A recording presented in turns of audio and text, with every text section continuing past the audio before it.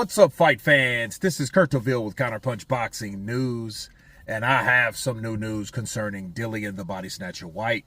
Dillian Whyte had this to say about his career. He said, "This fight is not the end for me. I am not finished yet. I have yet to do significant things in the sport, and this is my attempt to show everybody what I'm about fighting Moses Atoma." And let me counterpunch. I think that, first off, Dillian Whyte fighting Moses Atoma, I don't think it is the end for him. I think, for one, he's had some time off. He was semi-active last year. I mean, both fights were against Christian Hammond, the other one against Ebenezer Teta, right? And both guys quit on him. Well, it was a flat performance by Dillian Whyte, and I know that's honestly what we have to go on about him. But according to his trainer, you know, his trainer is supposed to say good things about him, but he did say this about him. Buddy McGirt, he said that Dillian has a different mentality.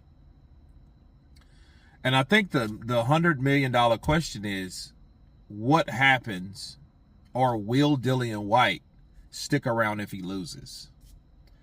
I think it depends on how he loses, if he loses.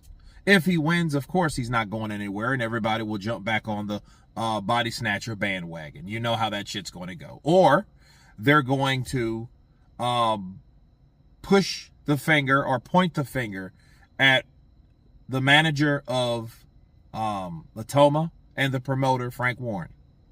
You know that's going to come, right? So if it happens, don't say I didn't tell you so. They're going to question if he was pushed or pressured. And I've already told you guys, I feel that he is. However, if he goes 10 rounds with Dillian Whyte, and it's a good fight, what you can't do and what you can't say is Dillian Whyte's done. If Dillian Whyte gives him a hell of a fight and he still loses, you still can't say Dillian Whyte's done. Okay? Because if we're going to say that, look at Derek Chisora all these fucking years that we thought the last 3 or 4 years, or should I say 3 or 4 years ago, we thought that Derek Chisora is on his last leg, and he's all proved us wrong by getting in there and showing that he'll give everything that he has, and still he's able to do that with whatever he has left. And we still respect him for it. So I don't want to hear that Dillian's gone, or he's finished, or he's through. He's done or he's finished when he can no longer get fights like Luis Ortiz, and he decides to hang it up himself. Either one of the two. Nobody gives him the opportunity, or he no longer has the ability to have the opportunity. Right? That's the only thing that's going to stop him. If he gets knocked out, there'll more than likely be a reason for him to say, hey, call it quits. You've made enough money. You've did this. You've done that.